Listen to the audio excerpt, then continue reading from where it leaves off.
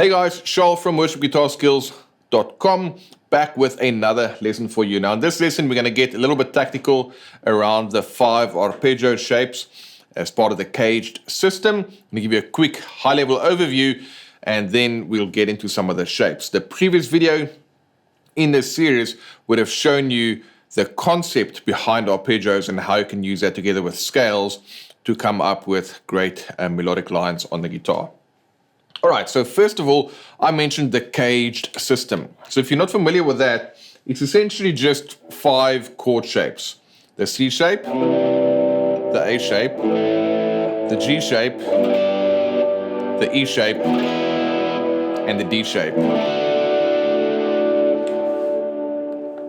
That spells out caged. So what does that have to do with anything? Because these 5 shapes, like I've just played them, didn't really sound like much, right? Well, check this out. I can actually take each and every one of those shapes and play a C chord. So I can play a C chord with a C shape. I can play a C chord with an A shape. I can play a C chord with a G shape. I can play a C chord with an E shape. I can play a C chord with a D shape. And then I'm back to a C chord with a C shape. So I've just played the same chord in 6 different positions. 1, 2, 3, 4, 5, and then 6.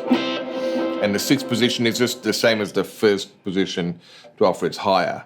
So that is the power of the cage system. If you've not yet learned the cage system, I would highly encourage you to check that out. It's very, very important. In fact, I've got a cheat sheet with these arpeggios. You can get access to that. Just check the link in the description box below. But that is it. So for each major arpeggio, I also have a minor arpeggio. But let's do this in the key of D, for example. So if I have a D chord like this, you can see it's a C shape. I've taken a C like this, moved the 2 frets higher, and then played a bar across it, and then it becomes D. So now I can play an arpeggio like this.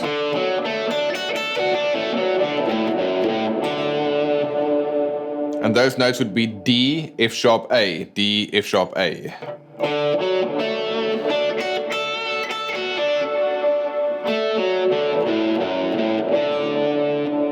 All right, that's a D arpeggio with a C shape. But I can also play a D chord with an A shape. And that arpeggio is going to look like this.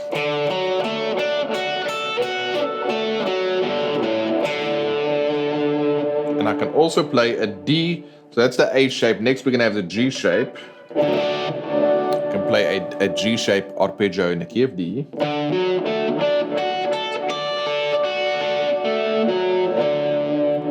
I can also play D with an E shape.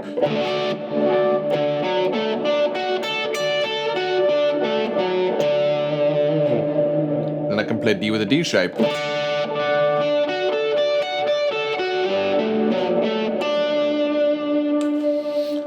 So there I just had 5 arpeggio shapes. D with a C shape, D with an A shape, D with a G shape, D with a E shape, and D with a D shape. So let's think about a progression, like a super simple progression in the key of D, which will be like 1, 4, 5. So D, G, A.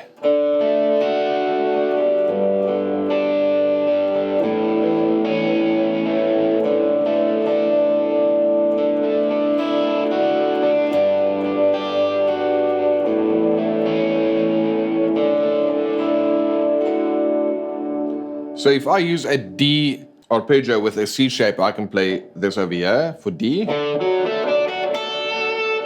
can play it over here for G. And for A. And then back to D. But that doesn't sound very musical because I'm jumping all over the neck. So that's why we've got the cage system, because I can play D with a C shape right here. And I can play G with an E shape right here. Then I can play A with a G shape right here.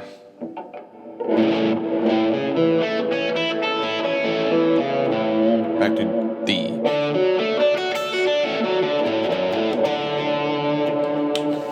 So that allows me to map out all of these chords. So now if I play, for example, the D major scale,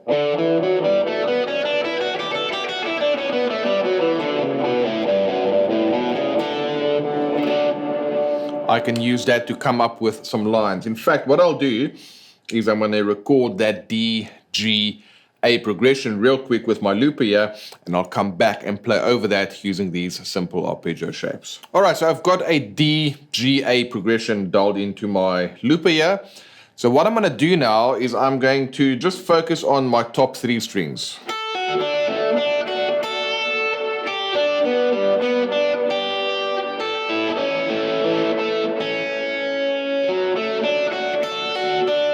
Top 3, top 4 strings, and I'm just going to play D with the C shape, G with the E shape, A with the G shape, and I'm just going to outline these chords. So I can play straight arpeggio stuff to start with, then I'll play just one note per chord, and then I'll do the combination of the arpeggio notes together with scale tones. Check it out.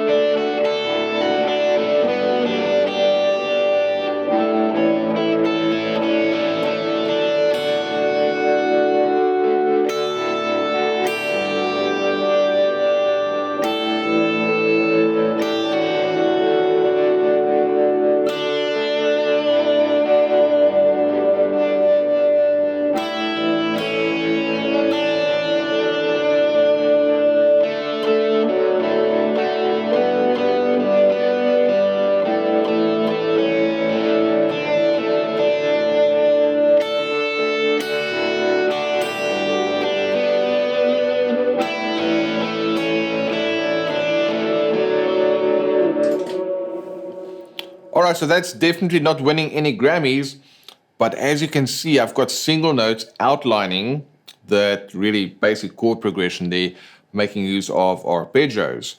Alright, so that will give you all of those safe tones. Now, if you want to put that on again, and then just kind of thinking around more of the scale-based approach, where I'm going to play more notes, but I know which notes I can land on because I know what those arpeggio shapes look like for the various chords. Check this out.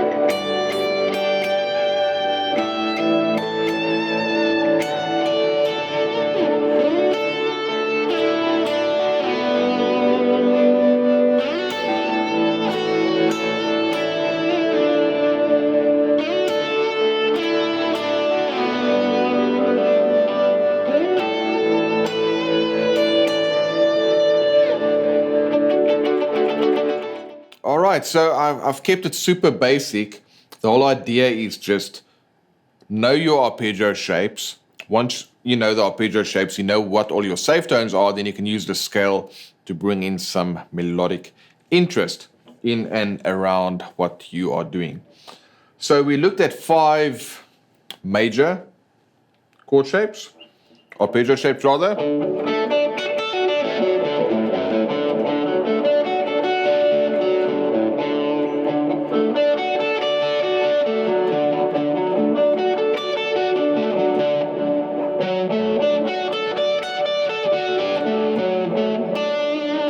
Now, each one of those major arpeggios, the chord tones would be 1, 3, 5. That makes a major chord.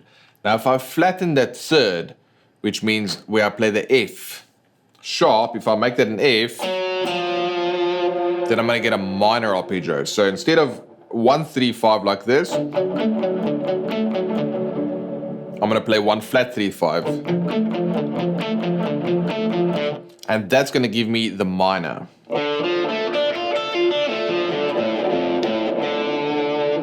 And then over here,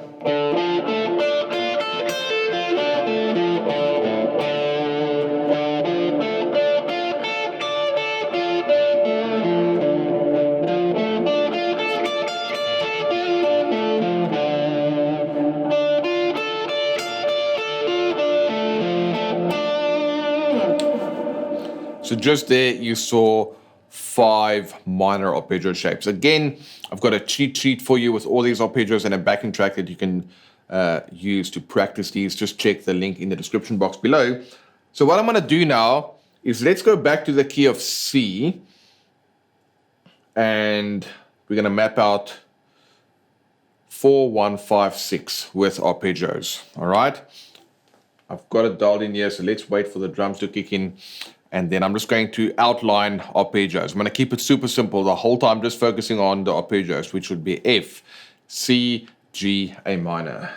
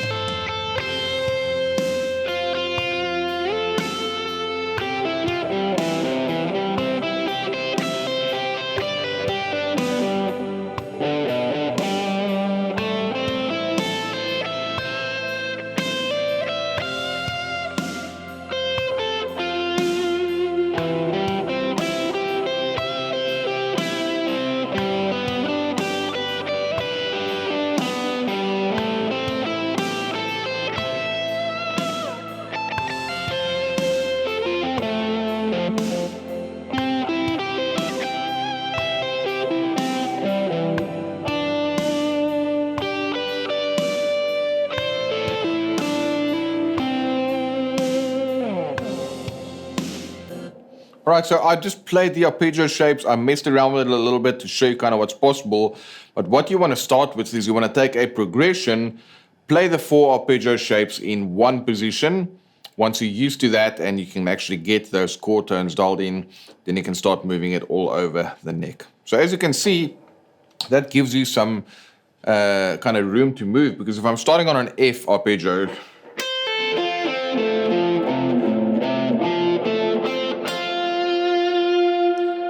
those are all my notes. So then if I wanted to add in the B, which is an active tone,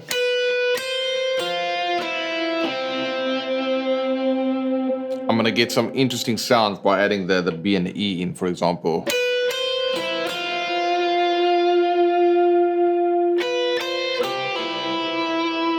For the C, and then for the G, and then for the A minor.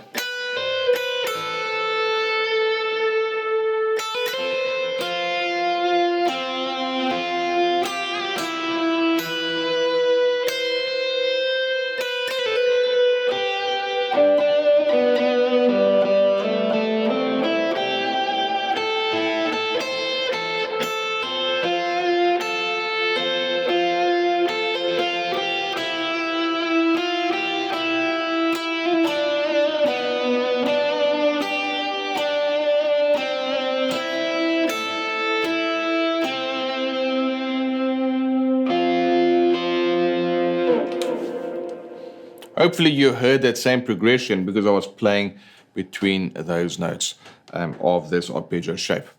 All right, I hope this has been helpful. It's a lot of shapes to learn, but once you have them down, it's actually only 10 shapes. And with those 10 shapes, you can play most progressions. And we've only looked at the triad arpeggios. We can look at major 7th, dominant 7th, minor 7 flat 5, all of the other kind of arpeggios as well in future lessons. But with just the major arpeggios and the minor arpeggios, there's so much that you can already do just in basic modern worship, especially if you take those arpeggios to make up your safe tones, your stable tones, and then you take the scale to bring in some of the active tension tones, and between the two of those you can create tension and you can resolve it. All right, hopefully for those of you who wrote in saying you love the melodic math concept, it's too much time to kind of think where the notes are, go and use these arpeggio shapes and then take the thinking that I taught you in the melodic math series and see what you can come up with on your own there. All right guys, I hope it's been helpful. As a reminder, in the description box below, you'll find a link to a place where you can get all the cheat sheets for these arpeggios, all 5 of the major arpeggios, all 5 of the minor arpeggios, together with a backing track that you can jam along with. All right, guys, thank you so much. Remember to subscribe to the channel if you're not yet subscribed, and I look forward to seeing you in our next lesson. All right, I really hope you enjoyed this video where we looked at ways in which you can play more melodically on the guitar by making use of your mental understanding, your oral ability by hearing music and melodic ideas, and then the physical ability of actually mapping out the notes on the guitar. Now, this is all just the start of a whole wonderful journey, and if you'd like to dig deeper and learn more about how you can compose these different kinds of parts, as well as get access to the backing track that I used in this example, well, we've got a 7-day worship guitar skills challenge, which you can sign up for free. The link is in the description box. When you sign up for the 7-day challenge, you will learn 15 different kinds of guitar parts, making use of these chord tones in a musical and melodic fashion. And that's going to help you really map out the notes on the guitar so you can play with more passion, power, and precision, all those kind of good things that you hear all of your favorite guitarists do. So that's all covered in the 7-day guitar challenge. You'll get tablature, you'll get a backing track, and you will also get access to my personal email address. So if you've got any questions, you can just fire off an email, and then I will go ahead and address that in future videos. All right, guys, been awesome hanging with you today. Make sure you sign up for the 7-day guitar challenge so we can go ahead and dig deeper into this wonderful journey of becoming a better guitarist.